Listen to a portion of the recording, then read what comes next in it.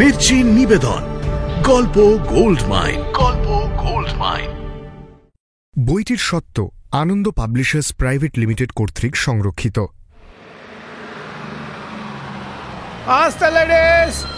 ইস, কতটা দেরি হয়ে গেল।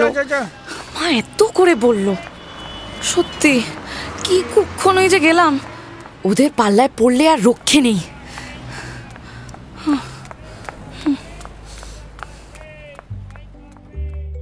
মির্চি গল্প গোল্ড মাইনে আপনাকে স্বাগত। মণিমাণিক্যে ভরা বাংলা সাহিত্যের কিছু কালোজয়ী উপন্যাস ও গল্প দিয়ে সাজানো আমাদের এই মির্চি গল্প গোল্ড মাইন। মির্চি গল্প গোল্ড মাইনে শুনবেন সুচিত্রা ভট্টাচার্যের লেখা কাছের মানুষ। সুচিত্রা ভট্টাচার্যর জন্ম 1950 সালের 10ই জানুয়ারি। প্রায় 3.5 দশক ধরে অজস্র ছোট গল্পের সঙ্গে তিনি 24টা উপন্যাসও লিখেছেন। শহুরে আধুনিক জীবনে মানুষের ব্যক্তিগত সম্পর্কের টানাপোড়েন, সময়ের পরিবর্তনের সঙ্গে সঙ্গে মানুষের পরিবর্তিত চিন্তা চেতনা, বিশেষ করে মেয়েদের দুঃখ যন্ত্রণা তাঁর লেখার মূল বিষয় হয়ে থেকেছে বরাবর। সাহিত্য চর্চা তাঁর এতটাই প্রিয় ছিল যে শুধুমাত্র লিখবেন বলেই একসময় সরকারি চাকরিও ছেড়ে দেন তিনি। তাঁর একটি বিখ্যাত উপন্যাস থেকে তৈরি ঋতুপর্ণ ঘোষের সিনেমা দহন 1997 সালে বাঙালি সমাজে তুমুল আলোড়ন তোলে। তার গল্প থেকে হওয়া আরও বেশ কিছু সিনেমার মধ্যে মিতিন মাসিও যথেষ্ট উল্লেখযোগ্য। অজস্র পুরস্কারে তিনি ভূষিত হন। 2015 সালে তাঁর মৃত্যু হয়। সমাজ ও পরিবারের প্রেক্ষাপটে আত্মসম্মান ও স্বাধীনতা রক্ষার জন্য মেয়েদের একলা লড়াইয়ের যে গল্প বারবার তাঁর লেখায় ফুটে উঠেছে, তেমনই এক কাহিনী কাছের মানুষ। শুরু হচ্ছে কাছের মানুষ প্রথম পর্ব।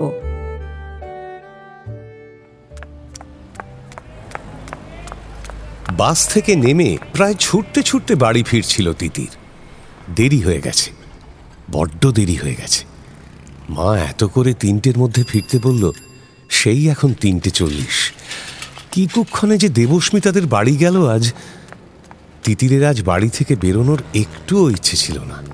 কি করবে, বন্ধুরা জোর করে টেনে নিয়ে গেল।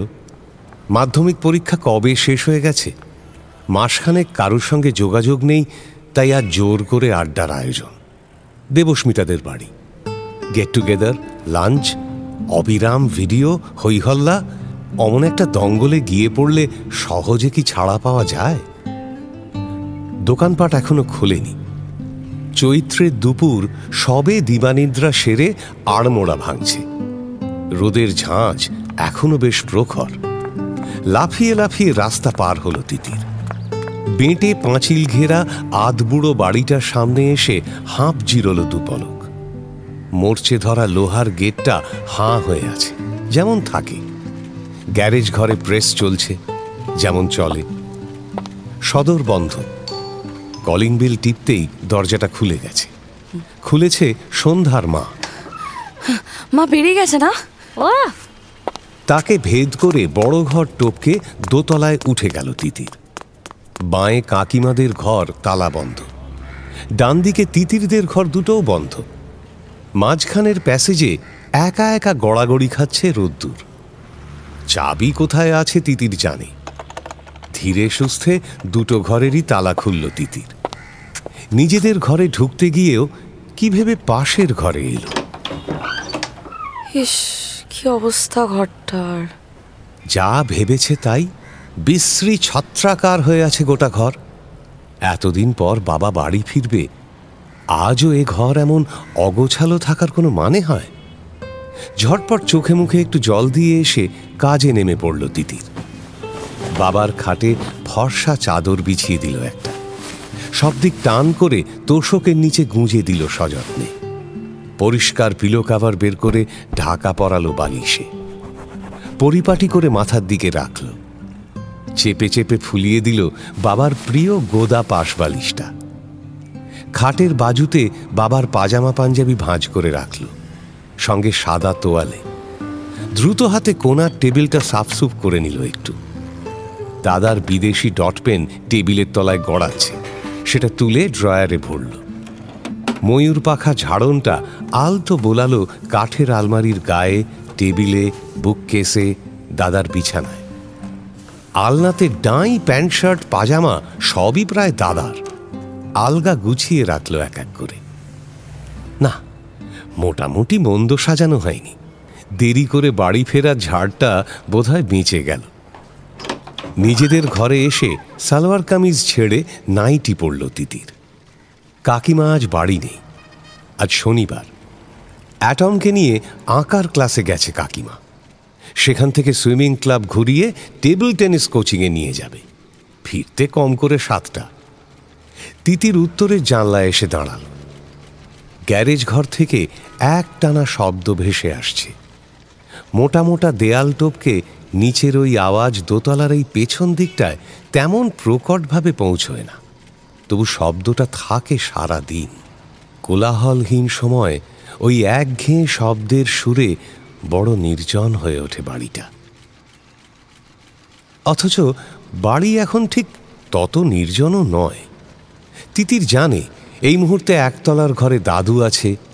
ছোট কাকারও বাড়ি থাকা বিচিত্র নয়। সন্ধ্যার মাকে তো দেখেই এল। মিনতি দিয়েও নিশ্চয়ই টুকটাক কাজ সারছে একতলায়। এছাড়া প্রেস ঘরে মেশিন দাদু আর কম্পোজিটর দুজন তো আছেই। তবু যে কেন বাড়িটাকে এত নির্ঝুম লাগে এখন? হঠাৎই তিতিরের মনের ভেতর থেকে অন্য মন কথা বলে উঠল। তিতির, তোমার বাবা আজ আসবে না দিদি, বাবা আজ আসবে না দিদি, আসবে না দিদি। ওর মন যেটা বলে সেটা প্রায়ই হয়ে যায়। এই তো গত মাসে শেষ রোববার ছোট কাকা বলল পার্ক স্ট্রিটে চাইনিজ খাওয়াবে। সন্ধে থেকে সেজে গুজে বসেছিল তিতির। টুক করে মন বলল, ড্রেসটা ছেড়ে ফেলো তিতির, ছোট কাকা আজ তোমার কথা ভুলেই গেছে। ওমা, অক্ষরে অক্ষরে ফলে গেল কথাটা। সেদিন ছোট কাকা বাড়িই ফিরল না। ফিরল 5 দিন পর। কোন এক ফিল্ম পার্টির সঙ্গে নাকি আউটডোরে চলে গিয়েছিল, চাঁদিপুর। আজও মন সেই কথা বলছে, কিন্তু জোর করে নিজেকে বোঝালো তিতির। হতেই পারে না। হসপিটালে কাল আমার সামনে ডাক্তারবাবুর সঙ্গে মার কথা হয়েছে, আজ বাবাকে ছেড়ে দেবে। মা দাদা এক্ষুনি এসে পড়বে বাবাকে নিয়ে। বিষাদ মুখে জানলা থেকে ফিরল তিতির। বাবা আজ 2 সপ্তাহ হলো বাড়ি নেই। ঠিক ঠিক হিসেব করলে পুরো 15 দিন, যদি অবশ্য হসপিটালে ভর্তি হওয়ার রাতটাকে বাদ দেওয়া হয়। কদিন ধরেই মাঝে মাঝে পেটে ব্যথা হচ্ছিল বাবার। টুকটাক পেইন কিলার খেয়ে চেপে রাখছিল। সেদিন সন্ধেবেলা যন্ত্রণায় প্রায় সেন্সলেস। ডাক্তার, অ্যাম্বুলেন্স, হাসপাতাল, সে এক বিতিকিচ্ছিরি ব্যাপার। কি কেস? না লিভার গেছে। তার লিভারের আর দোষ কি? তার ওপরে তো আর কম অত্যাচার যায় না। কেন যে বাবা ওসব ছাইপাশ গেলে ভালো লাগে না, একটুও ভালো লাগে না তিতিরের। এবার থেকে বাবাকে কড়া নজরে রাখতে হবে। প্যাসেজে ফোন বাজছে। অন্যমনস্ক পায়ে ফোনের দিকে এগিয়ে গেল তিতির। হ্যালো, কে? তিতির কথা বলছো? আমি ছন্দা আন্টি। হ্যাঁ আন্টি বলো, কেমন আছো তুমি? ভালো। তোমার বাবা বাড়ি চলে এসেছেন? না, এখনো আসেনি, মা আনতে গেছে। ও আচ্ছা। তোমার আঙ্কেল হসপিটালে গেছে কিনা জানো? না তো আন্টি, দাদা গেছে। আঙ্কেলেরও কি হসপিটালে যাওয়ার কথা? ও, তুমি জানো না? আসলে তোমার আঙ্কেল নার্সিংহোম থেকে ফিরে তাড়াতাড়ি বেরিয়ে গেল তো। আমি ভাবলাম বোধহয় তাহলে যাবে। দেশ থেকে লোক এসেছে জরুরি খবর নিয়ে। আজ আঙ্কেলের ল্যান্সডাউনের চেম্বার আছে না? হ্যাঁ, ঠিক আছে, আমি একটু পরে ওখানেই ফোন করে নিচ্ছি। তোমরা সবাই কেমন আছো? ভালো আছো তো? হ্যাঁ আন্টি। টোটো কেমন আছে? ভালো আছে তো? টোটো আর বাড়িতে থাকে কই, পরীক্ষার পর থেকে তো সারাক্ষণ উড়ছে। আচ্ছা রাখি এখন, কেমন? আচ্ছা। টেলিফোন রেখেও রিসিভারটা খানিকক্ষণ ছুঁয়ে দাঁড়িয়ে রইল তিতির। ওখানে দাঁড়িয়েই সে ভাবতে লাগলো, ডাক্তার আঙ্কেল কি গেছে হসপিটালে? যেতেই পারে। বাবাকে নিয়ে যা ভাবনা আঙ্কেলের। মাটা যেন কি, কতবার করে আঙ্কেল বাবাকে নার্সিংহোমে ভর্তি করতে বলল, মা কেয়ারই করলো না। কি এমন হাতি গোড়া খরচ হতো নার্সিংহোমে রাখলে? ডাক্তার আঙ্কেলের রেকমেন্ডেশন থাকলে ঠিক ডিসকাউন্ট পাওয়া যেত। মা কিছুতেই কথা শুনল না। জেদমার। ভাবতে ভাবতেই তাদের আর কাকাদের বাড়ির মধ্যেকার প্যাসেজের দিকে চোখ পড়ল তার। তিতিরের বাবা আর বড় কাকার পৃথক পৃথক দুই এলাকার মাঝখানে চওড়া প্যাসেজটা অনেকটা সেতুর মতো। পশ্চিমে সার সার 3টে কাচের জানলা, মাথায় লাল নীল সবুজ কাচের নকশা। শেষ বেলার আলো পড়ে রঙের মলিন ছটা তীর করে কাঁপছে প্যাসেজে। তিতির কাঁপনটা দেখছিল আর ভাবছিল, নার্সিংহোমে কত আরামে থাকতে পারতো বাবা। ধবধবে ঘর, মিল্ক হোয়াইট নরম বিছানা, এসির আরাম, সবসময় সেবা। তার বদলে হসপিটালের ওই নোংরা পেইং বেড, ছাড় পোকা, ধেরে ইঁদুর আর নিম পাতা খাওয়া নার্স। মা কি বাবাকে আরো কষ্ট দিতে চায়? তিতির পায়ে পায়ে নেমে এলো একতলায়। নিচে কন্দর্পের ঘর তালাবন্ধ, মানে ছোট কাকা নেই। তিতি বড় ঘরে উঁকি দিল। তার দাদু জয়মোহন এক মনে বসে পেশেন্স খেলছেন। ঘরে ঢুকতে ঠিক সাহস পাচ্ছিল না তিতির। সে নাইটি পরে রয়েছে। নাইটি পরে নিচে ঘোরাঘুরি করলে তার দাদু খুব রাগ করেন। তবে জয়মোহন নাতনির উপস্থিতি টের পেয়েছেন। আয়। দাদুর ডাকে দোনামোনা করে শেষ পর্যন্ত তিতির ঘরের মধ্যে ঢুকেই পড়ল। আরে মিনতি কি করছে রে? এখনো আমায় ছানা দিল না। দেবে ছটফট করছো কেন? আর কখন দেবে? 5টা বেজে গেল। এরপর আর হজম হবে আমার। মিনতি দি, দাদুকে ছানা দাওনি এখনো? মিনতি নেই। সন্ধ্যার মানা? হ্যাঁ। মিনতি নিঘাত তাহলে মেশিন ঘরে গেছে। এত চুলবুলি হয়েছে মেয়েটার। দাদুর মুখের ভাষা শুনে তিতির হেসে ফেলল ফিক করে। ভাবে, মিনতি দিও পারে। স্বামী নেয় না, দুবেলা পেটের ভাত জুটত না, কোথায় প্রাণ ঢেলে কাজ করবে সে? তা নয় কাকিমা না থাকলেই পুট করে প্রেসে চলে যায়। 2 কম্পোজিটরের সঙ্গেই সমান তালে মহব্বত চালিয়ে যাচ্ছে সে। সন্ধ্যার মা আমাদের কি জল খাবার করছে দেখবো? খাবে কিছু? দেখ, যদি বেশি তেল ফেলে রান্না না হয় তাহলে একটু দিতে বল। দাঁড়াও, দেখে আসি। রান্নাঘর থেকে ঝপ করে ঘুরে এলো তিতির। শোনা, ঘুগনি করছে, চলবে? বল একটু দিতে। খিদেও পেয়েছে। দীপুটা আজকে আসুক। ওই মিনতিটাকে আমি তাড়াচ্ছি। ওর পেছনে আদা জল খেয়ে লাগলে কেন? তাস দেখো, মিললো একবারও? এবার মিলে যাবে। তুই বরং ঘুগনিটা দেখ। দাদুর জন্য ঘুগনি এনেও একটু সিঁটিয়ে গেল তিতির। খুব অল্পই এনেছে, তবু কাকিমা জানতে পারলে ঠিক বকাবকি করবে। তিতিরদের ঘর থেকে দাদুর আবোল তাবোল খাওয়া দাওয়া কাকিমা একদম পছন্দ করে না। কাকিমাকেও দোষ দেওয়া যায় না, একটুতেই এমন পেট খারাপ হয়ে যায় দাদুর। তোদের সন্ধ্যার মা তো বেশ বানিয়েছে রে। তাই? একটু ভাজা জিরের গুঁড়ো ছড়িয়ে দিলে আরো ভালো হতো। একেই বলে নোলা, জানো তো? তোমার তাসটা এবার মেলাও। ধুস, ও আর মিলবে না। হাল ছেড়ে দিলে? হাল তো ছেড়ে বসেই আছি রে বুড়ি। এখন শুধু ধৈর্যের পরীক্ষা। কথাটা বলেই হঠাৎ থম মেরে গেলেন জয়মোহন। খুব বেশি ভালো লাগার মুহূর্তে অথবা খুব বিষণ্ণ সময় জয়মোহন তিতিরকে বুড়ি বলে ডেকে ওঠেন, তিতিরের ঠাকুমার দেওয়া নামে।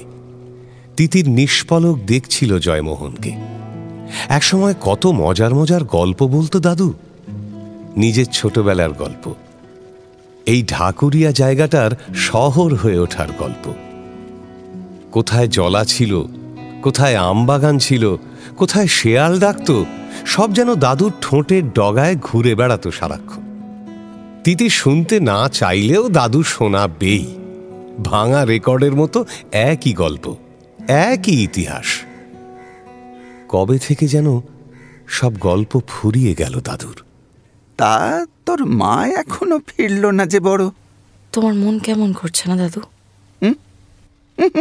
কই কই না তো। লাই। কার জন্যে মন কেমন করবে বলতো? ওই ওই কুলাঙ্গারটার জন্যে, মদমাতালটার জন্যে? দাদু ভালো হবে না। তুমি যাকে গালাগাল করছো সে কিন্তু আমার বাবা। তোর বাবা তো আমার কি? সে আমার ছেলে নয়। তার সম্পর্কে আমি কিছু বলতে পারবো না। পারবে, তবে আমার আড়ালে। বাবার জন্যে খুব যে একবারে দরদ দেখছি। তোর বাবা তোর দিকে তাকায়, তোদের কথা ভাবে। ফুলের মতো ছেলে মেয়ে দুটো ফুটে উঠল, কোনদিন তাদের দিকে চোখ মেলে দেখেছে? সারাক্ষণ তো কেবল চুর হয়ে আছে। দাদু, তুই শুধু ফোঁস করিস। তোর দাদা মোটেই এত সাপোর্ট করে না তোর বাবাকে। বাপ্পা তোর বাবার নামে কত ঝুড়ি ঝুড়ি নালিশ করে তুই জানিস? জানতেও চাই না, সাপোর্টও করি না। বাবার অনেক দুঃখ আছে, এ কথা তো এগ্রি করবে। এই শোন, তুই আর পেলা দিস না। কিসের দুঃখ? বারে বাবার একটা বিজনেসও লাগলো না যে। দুধের এজেন্সি নিল, লোকে টাকা মেরে দিল। কেটারিং এর বিজনেস ধরলো, জমলো না। আর প্রেসটা, ও ব্যবসার জানেটা কি যে জমবে? আমার রানিং বিজনেসটাকে একেবারে শুইয়ে দিল। লোনের পর লোন তুলে গেল ব্যাংক থেকে। ওডি বাড়িয়েই যাচ্ছে। এদিকে পার্টিকে ক্রেডিটে মাল দেওয়ার কোনো কমতি নেই। আর টাকা আদায়ের সময় বাবু চিৎপাত হয়ে শুধু ঠ্যাং নাচাচ্ছেন। শোন, বাবার কথা ভুলে যা। মাকে দেখে শেখ। যেদিন থেকে তোর বাবার প্রেসের হাল তোর মা ধরেছে, সেদিন থেকেই দেখ কেমন রমরমিয়ে চলছে। এই দুর্লভ তো বলছিল ও নাকি আর একা হাতে সামাল দিতে পারছে না, আর একটা মেশিন বসালে ভালো হয়। জাগতিক সব বিষয়েই ইন্দ্রাণীর দক্ষতা অসীম। ইন্দ্রাণী অনেক বেশি হিসেবি, গভীর শৃঙ্খলাপরায়ণ। আদিত্যর থেকে সে অনেক বেশি বুদ্ধি রাখে। এসব তিতিরের ছোট থেকে দেখা। তিতিরের ঠাকুমা মারা যাওয়ার পর কি নিপুণ চালে সংসারটাকে ভাগ করে নিল ইন্দ্রাণী। আদিত্যর প্রেসের তখন টরে টক্কা দশা। ইন্দ্রাণীর তখন শুধু স্কুলের চাকরিটাই সম্বল। তবু ইন্দ্রাণী আর দেওরের বোঝা হয়ে থাকতে চায়নি। সুদীপ অনেক বড় চাকরি করে। গোটা সংসার সে মুখ বুজে টেনেছে অনেক দিন। তাও ইন্দ্রাণী বুঝতে পারত সুদীপ যা করে সবটাই তার বাবা মার মুখ চেয়ে করে, দাদা বৌদিদের ভালোবেসে নয়। মার শ্রাদ্ধের সময় কথাটা বেশ ফুটে উঠেছিল তাদের হাবভাবে, সুদীপেরও রুনারও। হাঁড়ি আলাদা হওয়ার সময় সুদীপ স্বেচ্ছায় ভার নিল বাবার। চতুর খেলোয়াড়ের মতো ইন্দ্রাণী মেনে নিল ব্যবস্থাটাকে, আদিত্য হাউমাউ করা সত্ত্বেও। আমি জানি যে শ্বশুরমশাইকে কষ্টে শিষ্টে দুবেলা ভাত দেওয়ার ক্ষমতা হয়তো আমার আছে, কিন্তু একটা বুড়ো মানুষের ভাতই তো সব নয়, এটা তুমি বোঝো? শ্বশুরমশাইয়ের হাটের অসুখটা দিন দিন বাড়ছে। তার ডাক্তার ওষুধের রাজস্বিক খরচা চালিয়ে যাওয়াটা আমার সাধ্যের বাইরে। যদি জোর করে ভার নিও, তাহলে বাপ্পা তিতিরের টিউটার ছাড়াতে হবে, তাদের দুধটা মাছটা বন্ধ করতে হবে, আরো ছোটখাটো অনেক সাঁতারলাত বিসর্জন দিতে হবে বহুদিনের জন্য। এসব তথ্য তিতির জেনেছে রাগের সময় তার মায়েরই বলা কথা থেকে। শুধু একটা কথাই তিতিরের মাথায় ঢোকে না, তার মা কেন জোর করে তার ছোট কাকাকে টেনে নিল নিজের ভাগে। তার ছোটকার তো রোজগারপাতির কোনো স্থিরতাই নেই। কবে কোন জন্মে একটা সিনেমায় বা টিভি সিরিয়ালে একটা রোল পাবে, সেই অ্যাক্টিংয়ের টাকাও হয়তো খেয়েই উড়িয়ে দেবে, নয়তো নিজের স্কুটারে পোড়াবে। তবুও মা তাকে নিজেদের ভাগে নিল কেন? বাইরে ট্যাক্সির শব্দ হতেই তিতির লাফিয়ে উঠে বসে পড়ল। জয়মোহনও নড়ে চড়ে উঠেছেন। ইন্দ্রাণীরা নয়, রুনা ফিরল। রুনা ঘরে ঢোকার আগে মিসাইলের বেগে ছুটে এসেছে 8 বছরের অ্যাটম। ঘরে ঢুকেই সে শাঁ শাঁ করে দুটো পাক খেয়ে নি। কিরে, তোর টিটি ক্লাস আজ হলো না? হচ্ছে, আমি করলাম না। তাসগুলো কাটছিস কেন? ঠিক করে দাঁড়িয়ে বল না, টিটি ক্লাস হলো না কেন? সুইমিং এর সময় মাসেল পুল হলো তো, তাই। এই তোমার মাসেল পুল? হ্যাঁ, বাড়ি এসে তিরিং বিরিং। চলো, তোমার আজ হচ্ছে। রুনা স্তব্ধ চোখে ছেলের লম্ফজম্ফ দেখে গটগট করে ভেতরে এসে ছেলের কান ধরে মুচড়ে দিল। আমার তখন সত্যিই পায়ে ব্যথা করছিল, বাড়ি এসে ভ্যানিশ হয়ে গেল। পাজি কোথাকার। আজ কি ড্রয়িং শিখলি রে? কোকোনাট ট্রি আর ভেজিটেবলস। আরে বেগুন কি করে আঁকতে হয় শিখেছিস? বেগুন মানে ব্রিঞ্জাল বোধহয় শিখেছি। কেন বলো তো? আসলে অনেক দিন বেগুন ভাজা খাওয়া হয় না, একটা এঁকে দিস তো, আমি ভেজে খাবো। খেতে শখ হয়েছে বললেই তো হয়, অত প্যাঁচের কি দরকার? থাক থাক, ডাক্তার বারণ করেছে, কোত্থেকে আবার কি হয়ে যায়।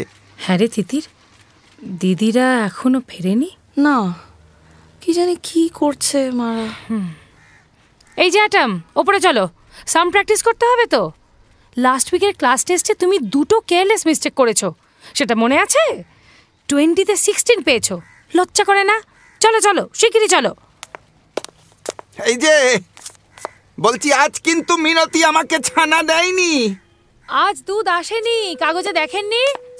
আজ গভর্নমেন্টের দুধের গাড়ি স্ট্রাইক তো। রুনা ওখানে দাঁড়িয়েই কথাগুলো ছুঁড়ে দিয়ে ছেলেকে নিয়ে ওপরে উঠে গেল। জয়মোহন ঝিম মেরে গেলেন। টিউবলাইটের আলোতেও ঘরটা কেমন যেন নিষ্প্রভ দেখাচ্ছিল। বাইরের অন্ধকার থেকে একটা হাওয়া ঘুরে ফিরে আসছিল, সঙ্গে পথ চলতি লোকেদের টুকরো কথাবার্তা। প্রেস থেমে গেছে। একসময় জয়মোহন উঠে দাঁড়ালেন। তাঁর দীর্ঘ রিজু শরীর এখন বেশ গুঁজোটে মেরে গেছে, হাঁটার গতিও আগের চেয়ে অনেক কমে গেছে। এগোতে এগোতে বললেন, যাই একটু টিভিটা খুলে বসি, খবরটা শুনবো। আমিও উপরে যাচ্ছি। আচ্ছা। ওপরে চলে এলো তিতির। নিজের বিছানায় শুয়ে একটা রোম্যান্টিক নভেলের পাতা উল্টাচ্ছিল সে। আজ বইটাতেও তিতিরের একটুও মন বসছিল না। নিচে একটা বেল বাজার প্রতীক্ষায় তার স্নায়ু সজাগ। 8:30 নাগাদ বেল বাজল। হরিণ পায়ে ছুটে যাচ্ছিল তিতির। পোস্তদানা মন ধমকে উঠল তাকে। থামো তিতির। শ্রান্ত পায়ে সিঁড়ি দিয়ে উঠছে সুদীপ। তার পেছনে রেলিং ধরে এক পা করে বাপ্পা। সবার শেষে ইন্দ্রাণী। সবার মুখ কেমন গম্ভীর। ঘরে এসে বসল সবাই। কথায় কথায় জানা গেল,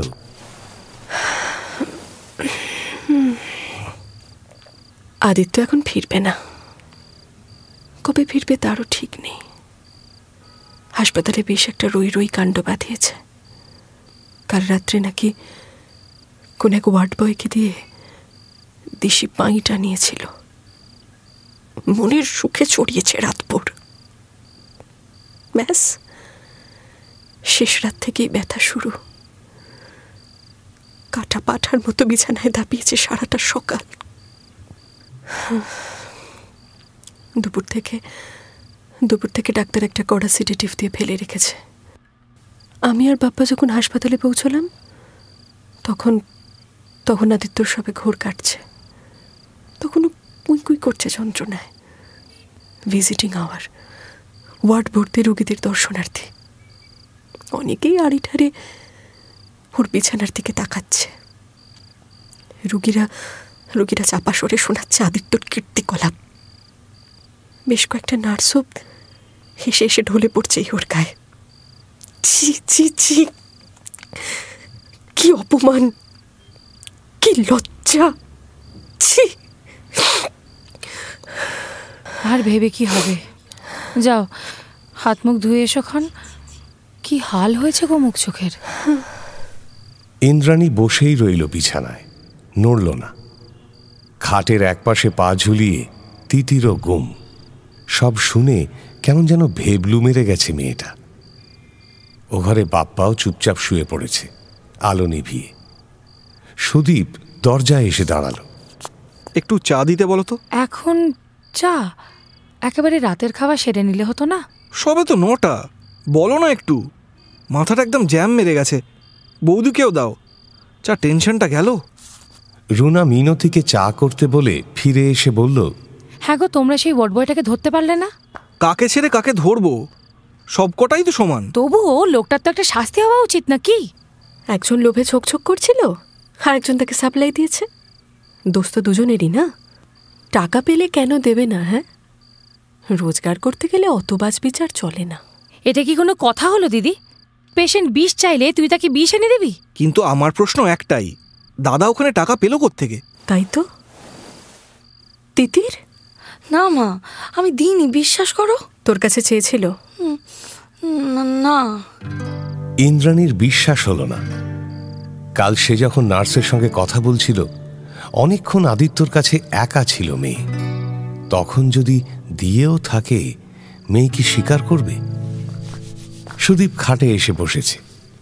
ফিরেই স্নান টান সেরে সে এখন বেশ তাজা।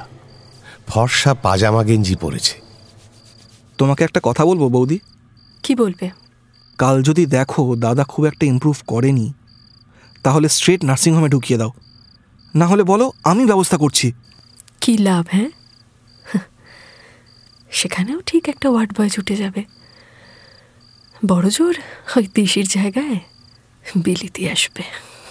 তোমার সবসময় কেমন একটা নেগেটিভ অ্যাটিটিউড বৌদি। নার্সিংহোমে 24 আওয়ার্স ওয়াচে রাখতো। হ্যাঁ, একটা 45 বছরের লোকের যদি নিজের ওপর নিজেরই না কন্ট্রোল থাকে, অন্য লোক ওয়াচ রেখে কতক্ষণ ঠেকাবে? অ্যালকোহলিক পেশেন্ট নিয়ে কি এইসব অভিমান সাজে বৌদি?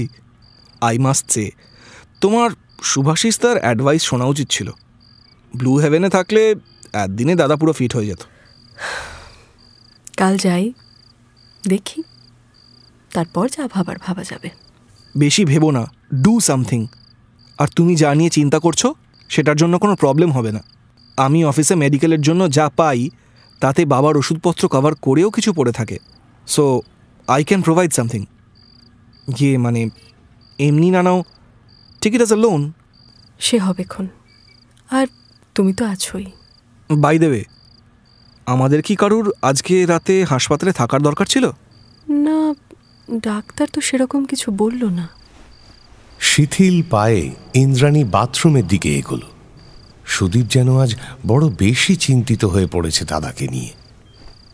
সুদীপের প্রকৃতির সঙ্গে ঠিক মিলতে চায় না ব্যাপারটা। বেসিনের আয়নায় ইন্দ্রাণী নিজেকে দেখছিল। সামনের অগস্টে তার বয়স হবে 39, কিন্তু এখনো তার ত্বক বিস্ময়কর রকমের মসৃণ। তার ছিপছিপে শরীর এখনো প্রায় নির্মেদ। ছোট কপাল, ঘন ভুরু, ডিম্বাকৃতি মুখ। এত পরিশ্রমেও তার চেহারা এতটুকু টাল খায়নি। এখনো অনায়াসে তাকে 30-30 বলে চালিয়ে দেওয়া যায়। নিজের দিকে তাকিয়ে থাকতে থাকতে মাথার পাশে শিরা দুটো আবার দপদপ করে উঠল তার।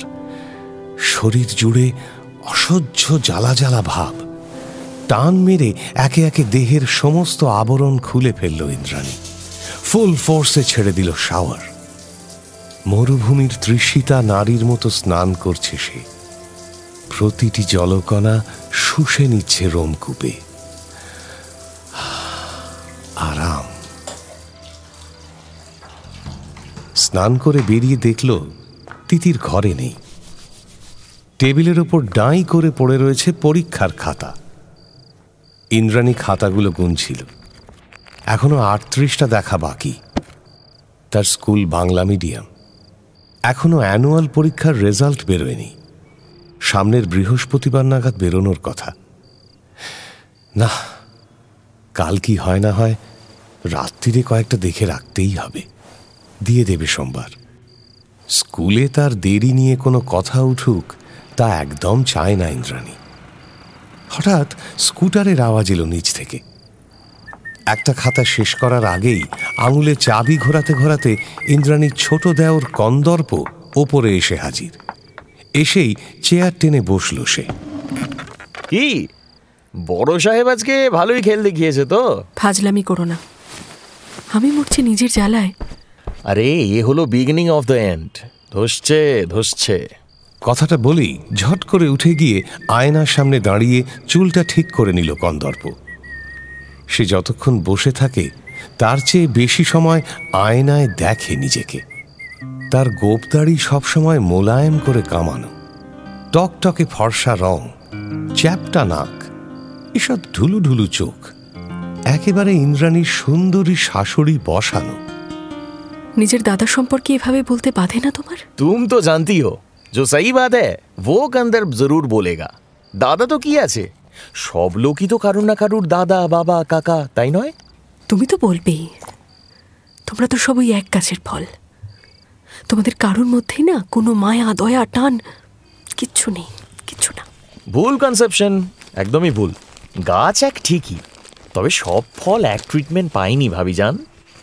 তোমার পতি দেবতার মতো কে আর তুলোয় মুড়ে মানুষ হয়েছে বলো? জানো তো, যে ছেলে রোগা পোকা হয় তার উপরেই না মায়ের একটু বেশি টান থাকে। রোগ? রোগ তো মন গড়া। তোমার দাদার ছোটবেলায় প্লুরিসি হয়নি? আরে ছাড়ো তো, কার 6 বছর বয়সে প্লুরিসি হয়েছে না টিভি হয়েছে, তার জন্য আজীবন নাকি ভারী কাজ করা বারণ, বেশি পড়াশোনা করা বারণ, মাঠে খেলাধুলা করা বারণ। আরে তার জন্য সব স্পেশাল স্পেশাল খাবার, দুধের সর তোলা থাকবে, মাছের পেটিটি রাখা থাকবে, আলাদা আলাদা করে মাংস ডিম। হেই, তুই এত জেলাস কেন রে? হব না, উনি নাদা বেটা হয়ে খাচ্ছেন আর আমরা ভাই বোনরা বেড়াল বাচ্চার মতো জুলজুল করে দেখছি। যদি একটু কিছু এঁটো কাটা জোটে, এরপরেও জেলাসি আসবে না বলছো?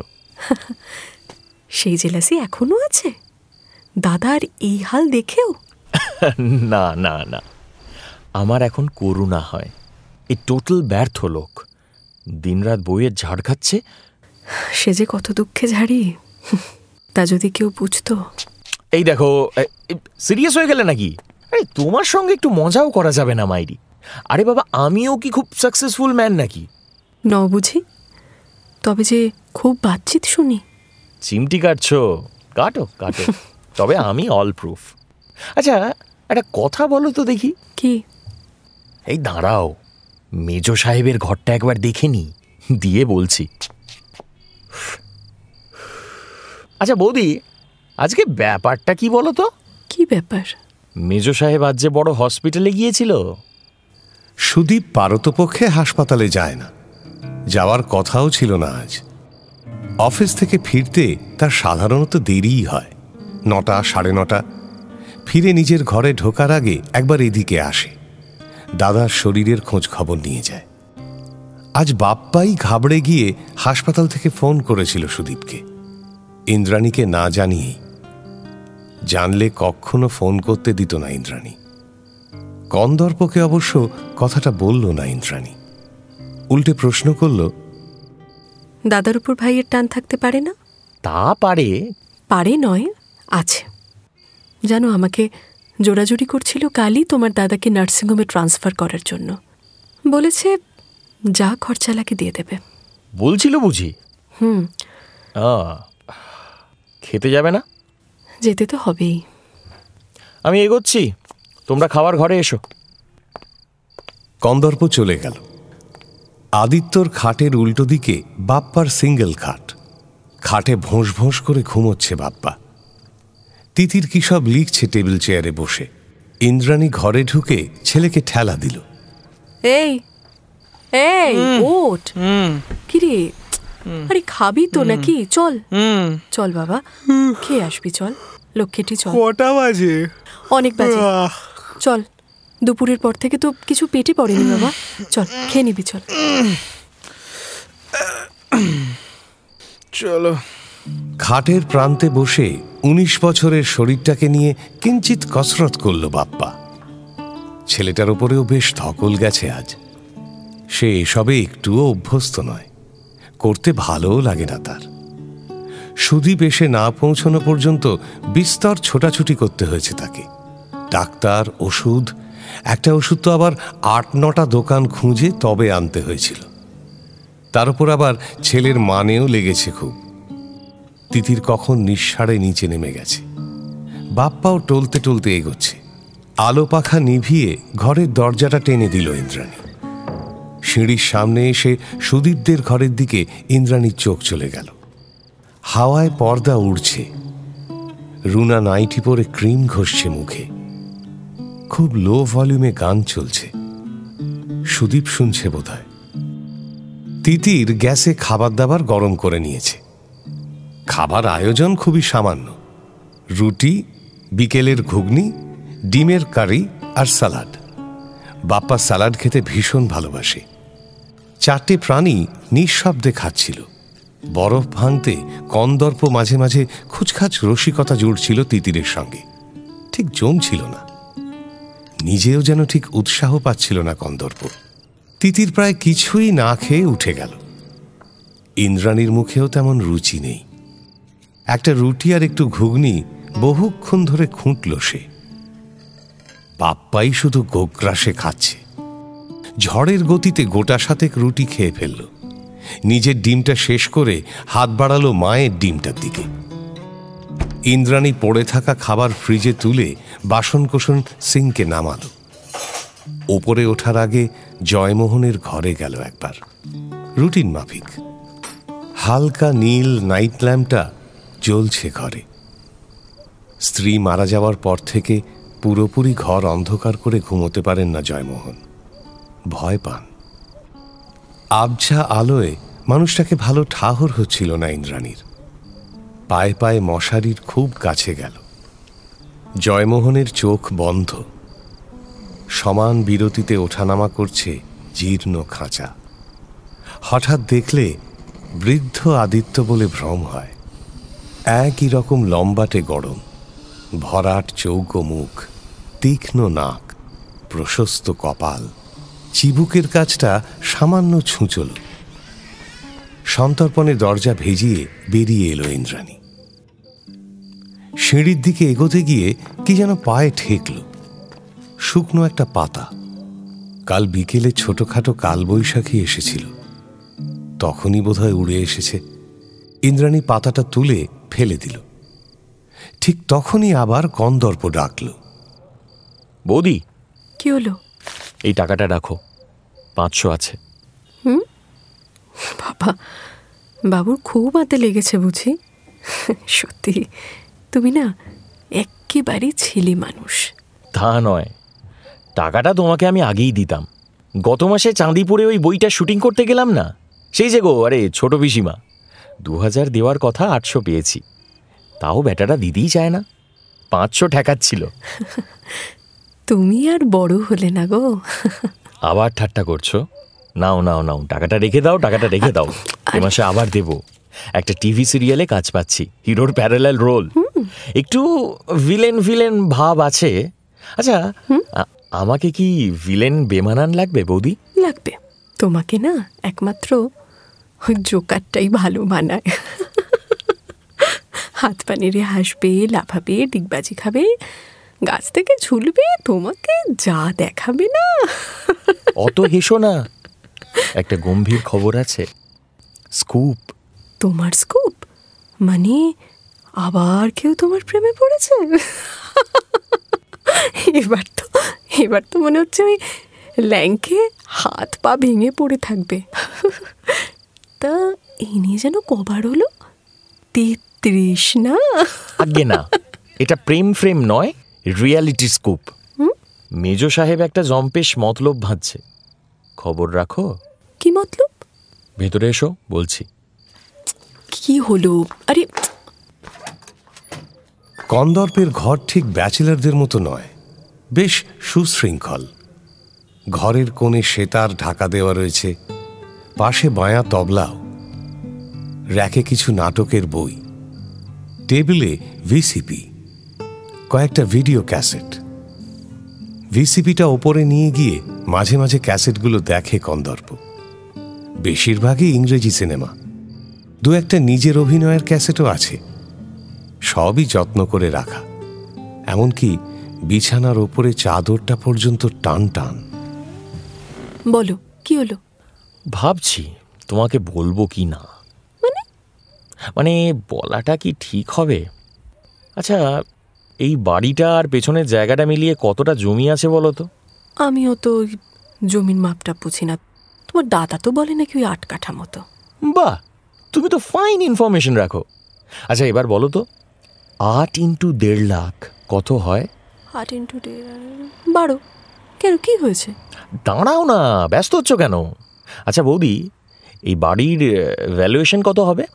জানি না বাবু। জানা উচিত ছিল। আমার জানার দরকার নেই। আছে আছে আছে। মেজো সাহেব বাবাকে পটানোর চেষ্টা করছে, এই বাড়ি ভেঙে নাকি ফ্ল্যাট বানাবে। ইন্দ্রাণী থ হয়ে গেছে। এত বড় একটা প্ল্যান আঁটছে, অথচ সুদীপ একবারও তো তার সঙ্গে আলোচনা করেনি। আদিত্য নয় এখন এ বাড়ির ফালতু, ইন্দ্রাণীও কেউ নয়, ইন্দ্রাণীর ছেলে মেয়ে কেউ নয়। কি বোম মেরে গেলে যে? তবে যাই বলো, প্রপোজিশনটা মন্দ নয় কিন্তু। আমাদের পার হেড একটা করে ফ্ল্যাট অ্যান্ড 1 লাখ ক্যাশ। বাবা কি বলছেন? ওটাই তো মেজদার মেন হার্ডল। বাবাকে কাটাতে পারলেই গোল ফাঁকা। বাট নিধিরাম সর্দারকেই তো বাগে আনা যাচ্ছে না। বুঢ়াবাবুর এই বাড়ি নিয়ে যা সেন্টিমেন্ট। ঢাকার জমি বেচে এসে গ্র্যান্ডফাদার এখানে বাড়ি বানিয়েছিলেন, কত জলা জঙ্গল সাফ করে ডাকাত তাড়িয়ে। দেখো না, পুরনো কথা বলতে গেলেই কেমন তুলতুলে হয়ে যায় লোকটা। হবেই তো। বাবার কাছে এই বাড়ি কি শুধু বাড়ি গো, কত স্মৃতি বলো তো। এই স্মৃতি ভীতি সব হাতে লণ্ঠন করে ধরিয়ে দেবে। নিধিরাম বেশি দিন লড়তেও পারবে না। অলরেডি তো একটা প্রমোটার এসে গেছিল থলি নাচাতে। মানে কবে? তা ধরো দিন 7 আগে। ইন্দ্রাণীর বুকে কুটুস করে একটা পিঁপড়ে কামড়ালো। তার প্রতি জয়মোহনের একটা আলাদা দুর্বলতা আছে, ইন্দ্রাণী জানে। এ বাড়িতে সে বউ হয়ে আসার ঠিক 2 মাসের মাথায় জয়মোহনের একমাত্র মেয়ে জয়শ্রী বাড়ি থেকে পালিয়েছিল এক মোটর মেকানিকের সঙ্গে। জয়মোহন তখন প্রায় উন্মাদ, অন্ন জল ত্যাগ করার দশা। সে সময় ইন্দ্রাণী ঘিরে রেখেছিল শ্বশুরকে, কখনো জোর করে, কখনো বুঝিয়ে সুঝিয়ে ক্রমে স্বাভাবিক করে তুলেছিল মানুষটাকে। তখন থেকেই এক অদৃশ্য মায়াবন্ধনে জড়িয়ে গেছেন জয়মোহন। তিনি বলতেন, এ শুধু আমার বড় বউ নয়, এ আমার মেয়ে। তারপর অবশ্য অনেক জল বয়ে গেছে গঙ্গায়। জয়শ্রী এখন আর তত পর নেই।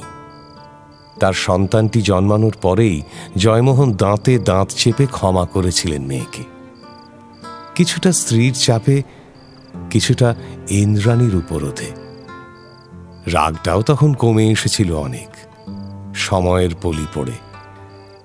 ইন্দ্রাণীর ওপর জয়মোহনের বিশেষ দুর্বলতার আর একটা কারণও আছে, মোটা দাগের। সেটা হলো অনুশোচনা। আদিত্যর মতো অকাল কুষ্মাণ্ডের জন্য ইন্দ্রাণীকে নিয়ে আসার পরিতাপ। সেই জয়মোহন এত প্রমোটার কিছুই জানালেন না ইন্দ্রাণীকে। হাঁড়ি আলাদা হয়ে ইন্দ্রাণী এখন এত পর। তা বাবার তো একটা মেয়েও আছে, তাকে তোমরা হিসাবে ধরেছ তো? নো, তোমরা শুধু মেজদা। হ্যাঁ, এই শোনো, আমাকে এর মধ্যে একদম ট্যাগ করবে না। কেন? তুমি ভাগ নেবে না? নেব, নিলেও হয়, না নিলেও হয়। অ্যাক্টিং করো না। এবারে সবাইকে চেনা হয়ে গেছে আমার। কেউ কেউ নিজেরটুকু কম বোঝে না। দাদাও? হ্যাঁ, তোমার ওই দাদাও। তিনি হলেন সব থেকে শেয়ানা, ভালো মতো বুঝে গেছে। যাই করে বেড়াক না কেন, ছেলে মেয়েদের তো আমি ঠিক সামলে নেব। একটা স্বার্থপর কোথাকার। কথাটা যেন ধাক্কা মারল কন্দর্পকে। জানলার দিকে মুখ ফিরিয়েছে সে। বাইরে এখন কিছুই দৃশ্যমান নয়, শুধু একটা আধভাঙা পাঁচিল পাহারা দিচ্ছে জানলাটাকে। টিউবের আলো পড়ে পাঁচিলের ক্ষত যেন আরো দগদগে দেখাচ্ছে। কন্দর্প ক্ষতগুলো দেখতে দেখতে আস্তে আস্তে বলল, রাগ করো না বৌদি, তুমিও কিন্তু কোনোদিন দাদার হাল ধরার চেষ্টা করনি। তুমি যদি গোড়ায় একটু শক্ত হতে কিংবা একটু নরম, তাহলে হয়তো দাদা। ইন্দ্রাণী নিঝুম হয়ে গেল। কথাটা তো মিথ্যে নয়, আবার সত্যি ভাবলেও এই মুহূর্তের ক্ষোভ, এই মর্মবেদনা সব নিরর্থক হয়ে যায়। আচ্ছা, 7 দিন আগে প্রমোটার এসেছিল, তুমি সে কথা আমায় আজ বলতে গেলে কেন? 7 দিন আগেই তো বলতে পারতে। প্লেন অ্যান্ড সিম্পল, খবরটা আজই পেয়েছি বলে। ও, কে বললো তোমাকে? বাবা? ছি বৌদি, ছি ছি ছি, স্কুপের সোর্স জানতে নেই।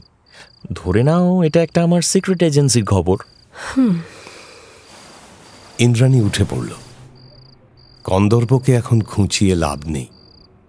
তার এই দেওরটি মাঝে মাঝেই কথা নিয়ে এরকম রহস্য করে, আবার মন হলে নিজেই বলে ফেলে সবকিছু। এটাও বলবে। রাত গাঢ় হচ্ছিল। শহরের কোলাহল এখন অনেক ঝিমিয়ে এসেছে। হঠাৎ হঠাৎ রাস্তা মাড়িয়ে উদ্দাম ছুটে যাচ্ছে কোনো সাইকেল রিক্সা। তার হর্নের তীক্ষ্ণ আর্তনাদ পলকের জন্য ছিঁড়ে দিচ্ছে স্তব্ধতাকে, রাতচরা পাখির মতো। যান্ত্রিক শব্দ ছড়িয়ে একটা ইলেকট্রিক ট্রেন পার হলো ঢাকুরিয়া স্টেশন। বোধহয় শেষ ট্রেন। ক্রমশ বিলীয়মান তার আওয়াজ দীর্ঘক্ষণ রেশ রেখে গেল ঘরের বাতাসে। একটা হিংস্র মশার বাহিনী হৈ হৈ করে বেরিয়ে পড়েছে। কাজে কর্মে জেগে থাকা মানুষকে তারা একটুও তিষ্ঠতে দেয় না এই সময়। গান শোনায় আর পিন ফোটায়। তাদের এড়াতে মশারির ভেতর বসে খাতা দেখছিল ইন্দ্রাণী। ঝড়ের গতিতে 9টা খাতা দেখে ফেলল। 10টা, 11টা। ক্লাস 9-এর ইংরেজি খাতা বেশ মন দিয়ে দেখতে হয়। উফ, এখনো 27টা। ইন্দ্রাণীর শরীর ভেঙে আসছিল। পাশে তিতির অঘোরে ঘুমোচ্ছে গুটিসুটি মেরে। ছোট থেকেই মেয়েটার এরকম কুঁকড়ে শোয়ার অভ্যেস। যেন ঘুমের মধ্যেও অরক্ষিত, যেন আত্মরক্ষা করছে। আচম্বিতে ফোনটা বেজে উঠল। লহমায় বিদ্যুৎ খেলে গেছে ইন্দ্রাণী স্নায়ুতে। তার হৃৎপিণ্ড কেঁপে গেল। এত রাতে কার ফোন এলো? হাসপাতাল থেকে এলো না তো? আদিত্যর কি তাহলে? সুদীপের দরজার খিল নামছে। ত্রস্ত পায়ে টেলিফোনের দিকে ছুটল ইন্দ্রাণী। হ্যালো? শুয়ে পড়েছিলে? ফোনের ওপারে শুভাশিস। শুয়েই তো পড়ার কথা। এত রাতে ফোন করার কোনো মানে হয়? রুনা নার্ভাস হয়ে বেরিয়ে এসেছে। এত টেনশনের পরে। আবার টেনশন কিসের? ও, তুমি তো জানো না, আদিত্যকে আজও হসপিটাল থেকে ছাড়িনি। ও আবার অসুস্থ হয়ে পড়েছে। সে কি? কালও তো আমার পায়েনের সঙ্গে ফোনে কথা হলো। পায়েন বলল he is perfectly all right. ঠিকই বলেছিলেন, কিন্তু কাল রাতে। ইন্দ্রাণী শীতল স্বরে আদিত্যর আনুপূর্বিক বিবরণ দিয়ে চলেছে। শুভাশিস মন দিয়ে শোনার চেষ্টা করছে, পারছে না। 2-1 পেগের বেশি সে খায় না কখনোই। আজ কথা বলতে বলতে মাত্রাটা একটু চড়ে গেছে। শব্দের শীতল ধারা কানে এসেও বারবার জড়িয়ে যাচ্ছে। পার্টি প্রায় শেষের মুখে। একে একে বিদায় নিচ্ছেন অভ্যাগতরা। পুলকরাও চলে গেল। ভাস্কর দীপারা দরজার দিকে এগোচ্ছে। যেতে গিয়েও ভাস্কর পেছন ফিরে শুভাশিসকে হাত নাড়ল। কেউ তেমন নেই আর। যারা আছে তাদের বেশিরভাগেরই পা ক্রমশ শিথিল। যুগল নাচ যদিও থেমেছে অনেকক্ষণ, নিপা সমীরণ এখনো দোলার চেষ্টা করে যাচ্ছে। স্টেডিওতে নিচু পর্দায় বেজে চলেছে মাদক অ্যারাবিয়ান টিউন। আমি এরকমই একটা ভয় পাচ্ছিলাম। ভোগো আরো কয়েকদিন। তা তুমি কোথা থেকে ফোন করছো? বাড়ি থেকে? না, নিউ আলিপুর থেকে। অরূপদের আজ ম্যারেজ অ্যানিভার্সারি। চৈত্র মাসে ম্যারেজ অ্যানিভার্সারি? ওদের রেজিস্ট্রি ম্যারেজ। ওরাও তো দিনক্ষণ মানে না। ও, তা ছন্দা যায়নি? এসেছে, নিজের মতোই আছে। গ্লাস নিয়ে বসেছে একটা। কি হলো, চুপ করে গেলে? রুনা এখনো সামনে আছে নাকি? না, তুমিও তো খাচ্ছ, তাই না? আমি খাই, তবে তোমার বরের মতো নয়। আমাকে নিয়ে অন্তত তোমাকে হসপিটালে ছুটতে হবে না। একসময় না আদিত্য এই কথা বলতো, জানো, এই প্রসঙ্গটা বরং থাক, ওর ঘুম পাচ্ছে, এক গাড়ি খাতাও ছড়ানো ছেটানো আছে। বলো, আর কিছু বলবে তুমি? আমার কথা শুনতে আজকাল তোমার ক্লান্তি লাগে না রানী? ওপার নির্বাক, রিসিভারে শব্দহীন তরঙ্গের অস্তিত্বটা বড় শূন্য লাগছিল শুভাশিসের। কোনো এক অদৃশ্য শক্তি যেন মুহূর্তগুলোকে দীর্ঘায়িত করে দিচ্ছে। কাল দেশে যাচ্ছি। হঠাৎ? বিকেলে তুফান এসেছিল, বাবা খবর পাঠিয়েছে মার কন্ডিশন আবার ডিটোরিয়েট করছে। সময় বোধহয় এসে গেল। আর তারপরেও তোমরা পার্টিতে গেছো, এই খবরটা পেয়েও? ঘরে বসে থেকেই বা কি করতাম, দুশ্চিন্তা। আজ এমনিও কি যাওয়া হতো? হুট করে তো আর চেম্বার বন্ধ করে দেওয়া যায় না। সোম মঙ্গলবার গোটা 5 অপারেশনের ডেট দেওয়া আছে। নার্সিংহোমগুলোতে ফোন করে ডেট ডেফার করলাম। তুমি একা যাচ্ছ? না, সবাই কাল ভোরে। যাও, দেখো যতটা খারাপ ভাবছো ততটা খারাপ নাও হতে পারে। নাথিং টু কনসোল রানী। মার ডেথ ইজ ওভারডিউ। পরোয়ানা এসে গেছে, মা রিসিভ করতে চাইছে না। না, let's talk about the living. Blue হেভেনে আমার বলাই আছে, এখনো তোমার বরকে আমার নাম করে অ্যাডমিট করতে পারো। হ্যাঁ, দেখি, ভাবি আর একটু। এখনো দ্বিধা? দ্বিধা থাকা ভালো রানী, তবে দেখো এই দ্বিধা যেন কারোর বিপদের কারণ না হয়। তুমি বলছো এই কথা? বলছি। যাই হোক, ভালো থেকো, and remember, nothing to worry. Phone রেখে শুভাশিস বসে রইল চুপচাপ, দুহাত ছড়িয়ে দিল সোফার কাঁধে। আরও কি একটা কথা যেন বলার ছিল ইন্দ্রাণীকে। কি কথা মনে পড়ছে না। অনেক দরকারি কথা আজকাল বড় তাড়াতাড়ি হারিয়ে যায় তার মন থেকে। বিশাল ড্রয়িং রুমের অন্য প্রান্তে উৎপল আর উৎপলের বউয়ের সঙ্গে কথা বলছে ছন্দা। ছন্দা কি লক্ষ্য করছিল শুভাশিসকে? বোঝা যাচ্ছে না। ঘরটাতে ইচ্ছাকৃতভাবেই আলো বড় কম। এ ধরনের জমায়েতে আলো বেশি থাকলে মেজাজ আসে না, মৌতাত এসে এসে ফিরে যায়। শালিনী হই হই করে সামনে এলো। এই শুভাশিস, আর কিছু নাও? না গো, ভালো লাগছে না। সিগারেটটা কোথায় রাখলাম? শার্টের পকেটেই তো রেখেছিলাম। না, প্যান্টের পকেটেও নেই। তবে কি গাড়িতেই? কি খুঁজছো এত তুমি?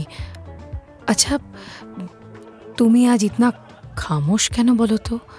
মাকে নিয়ে ওয়ারিড তুমি? না, তেমন কিছু না। যা হওয়ার তা তো হবেই। ফেট, বুঝলে, destiny. Then thinking about any patient? ইতনি রাত মে কোথায় ফোন করছিলে তুমি? শালিনীর নজর কিছুই এড়ায় না। সবার খাওয়া দাওয়াও তদারক করছে, কার কখন গ্লাস খালি হচ্ছে তারও। অরূপ ভাগ্য করে একটা বউ পেয়েছে বটে, মারাঠি মেয়ে, দিল্লিতে পড়াশুনো, এখন দিব্যি কলকাতায় গুছিয়ে বাঙালি বরের সঙ্গে সংসার সামলাচ্ছে। প্র্যাকটিসও করছে চুটিয়ে। গাইনি হিসেবে কলকাতায় যথেষ্ট নামও হয়ে গেছে শালিনীর। তীক্ষ্ণ বুদ্ধির এই নারীটিকে বেশ পছন্দই করে শুভাশিস। কেবল মহিলার এই প্রশ্ন করার অভ্যেসটাই শুভাশিসের বিলকুল নাপসন্দ। ও একটা রুটিন কোয়ারি করছিলাম, নাথিং সিরিয়াস। কিন্তু ম্যাডাম, আমার যে এখন সিগারেটের স্টক ফিনিশ। দেখো না প্লিজ, তোমার বড়ের কাছ থেকে ম্যানেজ করতে পারো কিনা? ও, তোমরা বাঙালিরা এত স্মোক কেন করো বলো তো, স্পেশালি বাঙালি পুরুষরা? কারণ আমরা বাঙালিরা জানি পুরুষদের পেটে বাচ্চা হয় না। ইউ নটি। বিং এ ডক্টর, এটা কিন্তু ওই কি একটা ওয়ার্ড আছে না বাংলায়, ওই হ্যাঁ, অমার্জনীয় অপরাধ। কি কি কি কি অপরাধ বললে? আরেকবার বলো প্লিজ। ওই তো অমার্জনীয়, আনপার্ডনেবল। আরে বাহ, তোমার বাংলার ভোক্যাবুলারি তো বেশ বেড়ে গেছে। হ্যাঁ, অরূপ কি রোজ শেখাচ্ছে?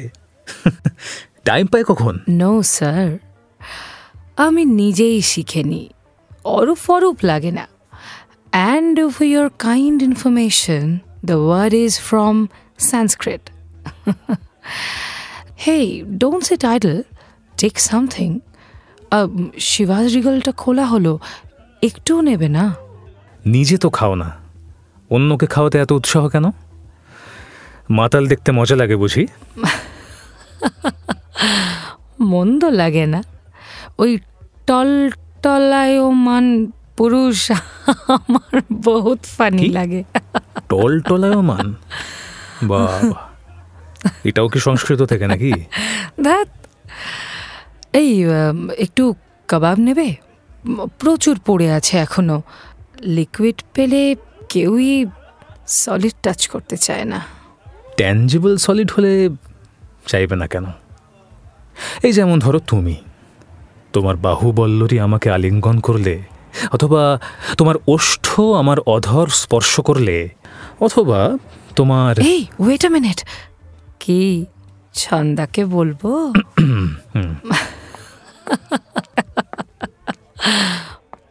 কিরে, সিগারেট লাগবে? হ্যাঁ রে, এনে। ছন্দা নয়, অরূপকে পাঠিয়েছে শালিনী, সঙ্গে শিবাজি, অরূপের বন্ধু। কবি হিসেবে শিবাজির মোটামুটি পরিচিতি আছে কলকাতায়। মেডিকেল কলেজে পড়তে অরূপের খুব কবিতার নেশা ছিল। 3 বন্ধু মিলে লিটল ম্যাগাজিনও বের করত একটা, আকাশ। তা সেই আকাশ কবেই উবে গেছে, কিন্তু তার সুবাদে কিছু কবি বন্ধু রয়ে গেছে অরূপের। শিবাজির আবার অন্য পরিচয়ও আছে। সে এক নামজাদা পেইন্ট কোম্পানির উঁচু তলার অফিসার। অরূপের থেকে একটা বিলিতি সিগারেট নিয়ে ধরালো শুভাশিস। জোরে জোরে টানলো কয়েকবার, চোখ বন্ধ করে বসে রইল। আহ, চাপ চাপ ধোঁয়া ঢুকছে মাথায়, উজ্জীবিত হচ্ছে মস্তিষ্কের কোষ। চোখ খুলে শুভাশিস ঘড়ি দেখল। ওহ, এবার তো উঠতে হয় রে। আরে বাবা বস তো, তারা কিসের? কাল তো রোববার। বাহ, বললাম না কাল দেশে যাচ্ছি, ভোর ভোর বেরোতে হবে। রোদ্দুরে ড্রাইভ করতে কষ্ট হয় রে। আহা ঠিক আছে, আরেকটু বস, গেলেই তো চলে যাবি।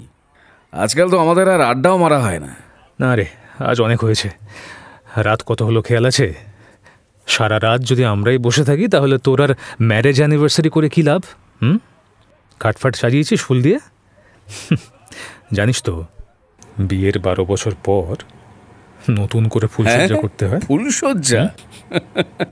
আমার বউ এখন বিছানায় পড়বে আর নাক ডাকিয়ে ঘুমোবে। আমাদের সালা বিয়েতেই ফুলসজ্জা হলো না, এখন নাকি বুড়ো বয়সে পুষ্পচয়ন। ফুলসজ্জা হয়নি কেন? তোমরা কি দিল্লিতে লিভ টুগেদার করতে? আরে ভাই, আমারও তো বুকের পাটা নেই। তাছাড়া আমার কথাগুলো কানে আসছিল শুভাশিসের, কিন্তু সে কিছু শুনছিল না, শুনতে চাইছিলও না। কানের ভেতর দিয়ে শব্দগুলো ঢুকলেও মাথার দরজা বন্ধ রেখেছিল বলে সেগুলো কানে পৌঁছচ্ছিল না। শুভাশিস এবার উঠে দাঁড়ালো, একটু তাজা হাওয়া চাই তার। কিরে, কি হলো? না, একটু বারান্দায় গিয়ে দাঁড়াই, বুঝলি, ঘরটা কেমন স্টাফি হয়ে গেছে। ড্রয়িং হল সংলগ্ন অরূপদের ব্যালকনিটাও বেশ প্রকাণ্ড, সুন্দর করে সাজানো, পুরোটা গ্রিলে মোড়া। মাঝখানে বেতের দোলনা স্টিল চেনে ঝুলছে, গ্রিলে ঝুলন্ত কিছু কারুকাজ করা রঙিন টব, বারান্দা ঘিরে টবে টবে উদ্যানের সমারোহ, বেলফুল, মল্লিকা, পাতাবাহার। আলোমাখা অন্ধকারে শুভাশিস বেলফুলের গন্ধ পাচ্ছিল। বেতের দোলনায় বসে 7 তলা থেকে দেখছিল নিচের পৃথিবী। কোন অতলে লিলিপুট লাইট পোস্টগুলো নতমস্তকে আলো ফেলছে রাস্তায়। শুনশান রাস্তা দিয়ে একটা গাড়ি ছুটে গেল। অরূপ পাশে এসে দাঁড়িয়েছে কখন, হাতে পানির গ্লাস। সেও জোরে জোরে নিঃশ্বাস টানছে। তোদের ফ্ল্যাটটা কিন্তু দারুণ। মাটির পৃথিবী, কত শান্ত লাগে না এখান থেকে। ধুলো মশা নেই, ঝুট ঝামেলা নেই।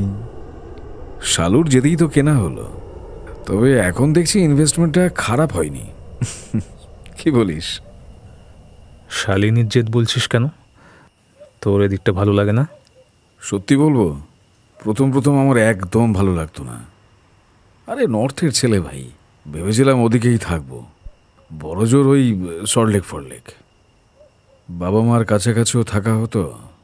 পিপিটাও জানিস তো গোড়ার দিকে খুব মন মরা ছিল। স্কুল থেকে ফিরে সারাক্ষণ একা একা, আর ওই মেড সার্ভেন্টসদের কাছে। তবে এখন অবশ্য ফ্ল্যাটে ওর অনেক বন্ধু হয়ে গেছে। আমিও ভালো আছি। অরূপ, তোর মেয়ের কোন ক্লাস হলো রে? এই তো 5-এ উঠল। তোর ছেলে তো এবার মাধ্যমিক দিল, তাই না? আমি অনেক এগিয়ে আছি। আরে তোর শালা আর্লি ম্যারেজ, ওখানেই তুই হ্যান্ডিক্যাপ নিয়ে নিয়েছিস। আচ্ছা শোন, তুই তখন ভাস্করের সঙ্গে কথা বলে নিয়েছিস তো? কি ব্যাপারে বলতো? আরে নার্সিং হোমের ব্যাপারে। আর দেরি করে কি লাভ? 42 বছর তো হয়ে গেল, আর কবে শুরু করব? কর না, আমি তো আছি সঙ্গে। বাট ভাস্করের উপরে বেশি ডিপেন্ড করিস না। কেন? আরে হি ইজ আ রিয়েল বুল। অসুরের মতো খাটতে পারে, আর সব হসপিটালের সঙ্গে কিন্তু ওর ভালো চেইন আছে। আমরা ওকে ইউটিলাইজ করতেই পারবো। আর এটা তো মানবি যে ভাস্কর অ্যাডমিনিস্ট্রেটিভ কাজটা কিন্তু খুব ভালোই বোঝে। ওটা কোনো ব্যাপার নয়, any layman can do it. তাছাড়া আমরা অ্যাকাউন্টস অ্যাডমিনিস্ট্রেটিভ কাজে প্রফেশনাল লোক লাগাবো, পাকা মাথা। তারাই ট্যাক্স ফ্যাক্স ঝুট ঝামেলা যা আছে সামলাবে। আসলে ভাস্করকে নিয়ে কি প্রবলেম জানিস? ওর নেচারটাই খারাপ হয়ে গেছে, খালি অন্যের কেস খাওয়ার টেন্ডেন্সি। ওকে ঠিক রিলাই করা যায় না। তা ও থাকলে কি তুই থাকবি না? বাঘ ফেউ নিয়ে ঘোরা পছন্দ করে না, ওর না থাকাটাই প্রেফার করব। নিজেরা নার্সিংহোম করলে আমরা 3 জনই কি যথেষ্ট নই? তুই পেডিয়াট্রিক্স, শালিনী গাইনি, আর আমি সার্জারি। তাহলে ভাস্করকে অফই করে দিই, কি বল? আচ্ছা তাহলে এস্টিমেটটা শুরু করে ফেলি। হ্যাঁ গো, ফিরবে না? 1টা বাজে কিন্তু, সকালে উঠে আবার গোছগাছ আছে। এই তো, এই যাই। এসো তাড়াতাড়ি। ছন্দাকে কথাটা বলেই আবার ডুবে গেল শুভাশিস।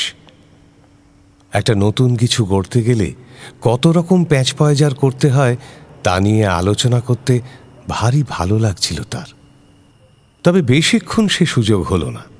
ছন্দা এসে হিড় হিড় করে তাকে টানতে থাকে।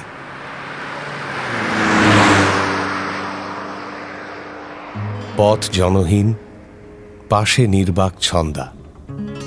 শোঁ শোঁ ছুটছে শুভাশিসের সাদা মারুতি, রক্তলাল ক্রস চিহ্ন নিয়ে, নিঃসাড়ে। ছন্দা এত চুপ কেন আজ? নেশা হলে ছন্দা বেশি বকে, অবিরল পরচর্চা করে যায়। উত্তরের তোয়াক্কা না করেই ভেঙে পড়ে হাসিতে। আজও তো বেশ টানছিল।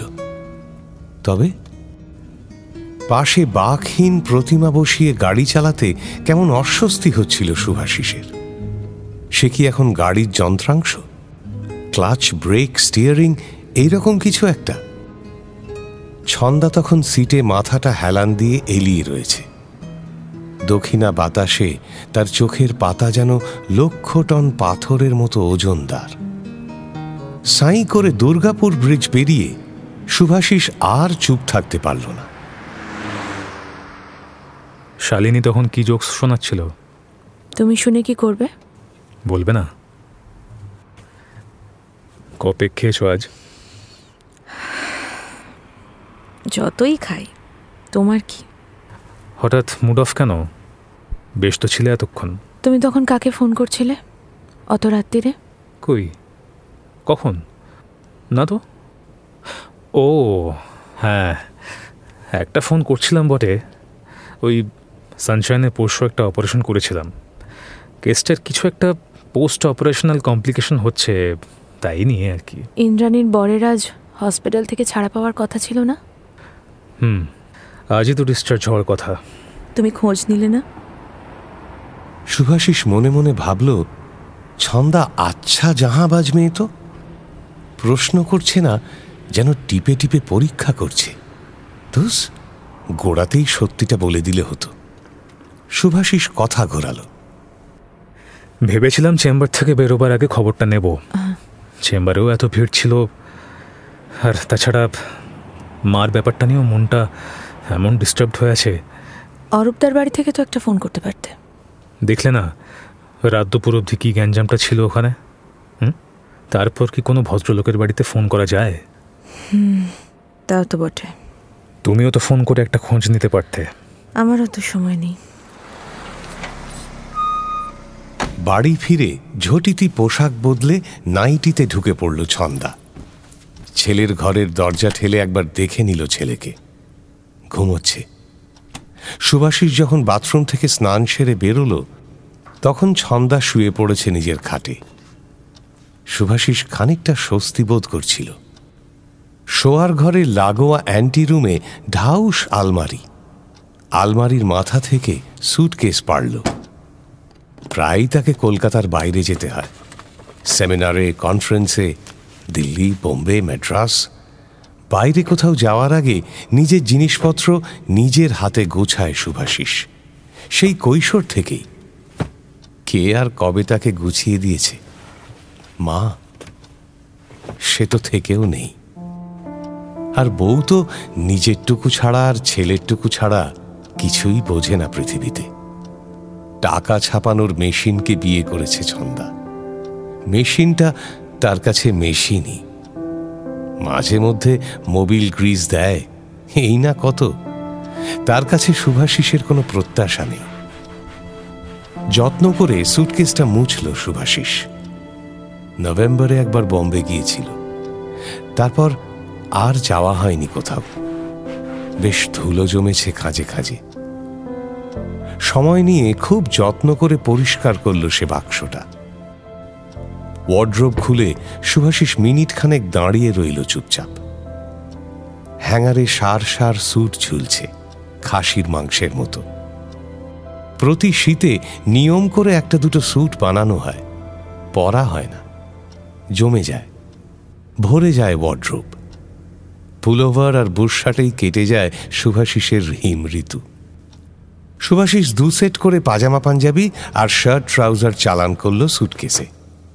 স্টিল আলমারির লকার থেকে টাকা বের করল কিছু। 1000, 2000, 2,500, 3, থাক, 1010 কি সঙ্গে থাক। টর্চ আর ক্যালকুলেটরও নিয়ে নিই। যদি সময় সুযোগ পাওয়া যায় মাধবপুরে বসে নার্সিংহোমের একটা রাফ এস্টিমেট করব। অরূপের সঙ্গে ভালো করে বসার আগে একটা স্কেচ নিজের মাথায় থাকা দরকার। তবে মাধবপুরে গিয়ে এবারে সময় পাওয়া যাবে কিনা কে জানে। কি অবস্থা ওখানকার জানা নেই। না, কাল সকালে যত তাড়াতাড়ি বেরিয়ে পড়ে যায় ততই ভালো। বেরোতে বেরোতে পরদিন অবশ্য খানিকটা বেলা হয়ে গেল। এখান থেকে এইটুকু যাবে, তাও ছন্দার গোছগাছের শেষই হতে চায় না। ঠিকমতো ব্রেকফাস্ট হলো না বলে এক গাদা স্ন্যাক্স সঙ্গে নিল। কদিনের জন্য যাচ্ছে তার ঠিক নেই, সুটকেস ভর্তি করে শাড়ি নিয়েছে। গ্রামের বাড়িতে গিয়ে নাইটি হাউসকোট পরে না বলে সুতির শাড়ি নিল বেশ গোটা 6। ঠান্ডা জল ভর্তি ওয়াটার কন্টেনার, চা ভর্তি ফ্লাস্ক আর গাদাখানেক স্ন্যাক্সের প্যাকেট নিয়ে সে যখন গাড়িতে উঠল, তখন সূর্য বেশ কটমট করে তাকাচ্ছে। টোটো বহুক্ষণ আগে নিজের কিট ব্যাগটা গুছিয়ে নিয়েছে। গাড়িতে বসে অধৈর্য হাতে হর্ন বাজাচ্ছে বারবার। তার পরনে ফিকে নীল জিন্স আর ষাঁড় খ্যাপানো লাল টি শার্ট। শুভাশিস গাড়ি স্টার্ট করতেই সে ছন্দাকে খোঁচালো। আমরা কত দূরে যাচ্ছি মা? কেন তুই জানিস না? মাধবপুরের ডিস্টেন্স ঠিক কতটা মা? ওই তো 50-60 কিলোমিটার হবে। তাই বলো? আমি ভাবলাম মাধবপুর বোধহয় ম্যাপ থেকে অনেক অনেক দূরে সরে গেছে, হুগলি ডিস্ট্রিক্ট থেকে সেই কাশ্মীর পাঞ্জাবের কাছাকাছি। ঠাট্টা হচ্ছে আমার সঙ্গে? শুভাশিস গাড়ির রেয়ার ভিউতে ছেলেকে দেখছিল। মাধ্যমিক দিয়েই টোটো যেন কয়েকদিনে হঠাৎ বেশ বড় সড়ো হয়ে গেছে। মাথায় অনেকটা ছাড়িয়ে গেছে শুভাশিসকে। এখনই প্রায় 5-9। নরম কালচে ঘাসে ভরে গেছে তার মুখ। পেশিতে কাঠিন্য আসছে, কণ্ঠস্বরেও। কি গম্ভীর ভঙ্গিতে খ্যাপাচ্ছে মাকে। মা, কটা বেড কভার সঙ্গে নিয়েছো তো? নিয়েছি। টুথপিক? তাও নিয়েছি। তাহলে এখন মাধবপুর না গিয়ে যদি জঙ্গলেও যাই কোনো প্রবলেম হবে না, কি বলো? এবার কিন্তু মারবো টোটো। হ্যাঁ রে, আমি সব কিছু কি নিজের জন্য নিই? তোদের জিনিস তোদেরই কাজে লাগে। সেই যে সেবার মুসৌরি বেড়াতে যাওয়ার সময় আমি যখন সঙ্গে ব্ল্যাঙ্কেট নিচ্ছিলাম, তোরা তো হেসে কুটিপাটি হলি, মনে আছে? হোটেলে কি ব্ল্যাঙ্কেট দেয় না মা? কেন ফালতু লাগেজ বাড়াচ্ছ? তোর বাবা তো আবার আমাকে লাগেজ ম্যানিয়াক বলল। তা শেষ পর্যন্ত কাজে লাগেনি। ট্রেনের এসিতে যখন রাত্রিরে দুজনে ঠান্ডায় কাঁপছিলি তখন কি হয়েছিল? কারা গায়ে দিয়েছিল রে ব্ল্যাঙ্কেট? তোমার তো হেভি মেমরি মা। 5 বছর আগের কথা এখনো বলনি? রিয়েলি ইউ আর গ্রেট মম। আমি কিছুই ভুলি না। এই চিপসের প্যাকেটটা খোলে এবার। মা ছেলেতে লঘু মেজাজে কথা বলে চলেছে, যেন কোনো আনন্দ ভ্রমণে চলেছে দুজনে। শুভাশিস একটাও কথা বলছিল না। তার মায়ের সঙ্গে তার বউ ছেলের মানসিক সংযোগ প্রায় নেই বললেই চলে, থাকার কথাও নয়। বিয়ের পর প্রথম 2 বছর ছন্দা যখন বাবা মায়ের সঙ্গে ছিল, একটু আধটু সেবা করেছিল বিকৃত মস্তিষ্ক শাশুড়ির। কাছে যেতে ভয় পেত খুব, তবু তাও তখন মা অনেক শান্ত হয়ে এসেছে। এখনো ছন্দা যায়, কাছে গিয়ে একটু বসে ভয় ভয়। টোটো তো ঠাকুমার ধার মারায় না, কোনোদিনই না। ওদের যে মায়ের জন্য তেমন মানসিক উদ্বেগ আসবে না এ তো স্বাভাবিক। কিন্তু শুভাশিসেরও কি আসছে তেমন ভাবে? তারও কি কোনোদিন একটুও নিকট সম্পর্ক তৈরি হয়েছিল তার মায়ের সঙ্গে?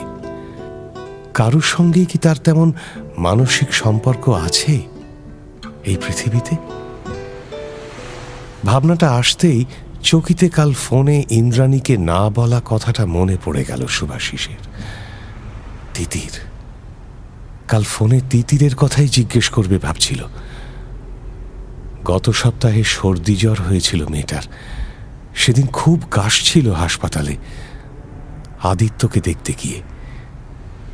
মেয়েটার কাশি কমল কিনা কি জানে। আশ্চর্য, কথাটা কেন এখনই মনে পড়ল শুভাশিসের?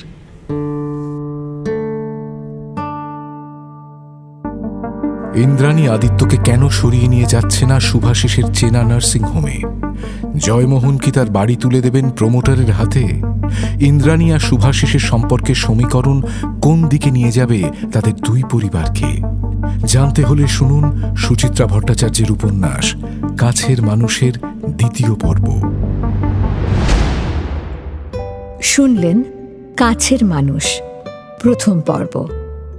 নাট্যরূপ প্রতীক মণ্ডল, গল্প পাঠে শেখর, ইন্দ্রাণী পিয়ালি পাঠক, শুভাশিস প্রসূন দাস, তিতির ডানা, কন্দর্প সায়ন ভট্টাচার্য, সুদীপ অত্রি, আদিত্য অর্ঘ্যমাল্য মাইতি, শিবশঙ্কর সৌভিক গুহ সরকার। অন্যান্য চরিত্রে সুদীপ্ত ঘোষ, সৃজন নাথ, দিতিপ্রিয়া রায়, মলয়, স্পন্দন দাস, সোহম ভৌমিক, সঙ্গে অন্যান্য শিল্পীরা। শব্দগ্রহণ, আবহ, ধ্বনি প্রক্ষেপণ, পর্ব পরিচালনা সত্যজিৎ সেন। শব্দ মিশ্রণ সব্যসাচী মুখার্জি। প্রচার অলঙ্করণ অভিব্রত সরকার। বিন্যাস চিন্ময় মণ্ডল। সামগ্রিক পরিচালনা শাওলি মজুমদার। সমগ্র পরিকল্পনায় ইন্দ্রাণী। প্রযোজনায় প্যাস্টেল এন্টারটেইনমেন্ট। মির্চি গল্প গোল্ড মাইন আপনার জন্য exclusively Mirchi Bangla YouTube channel এবং গানা অ্যাপে।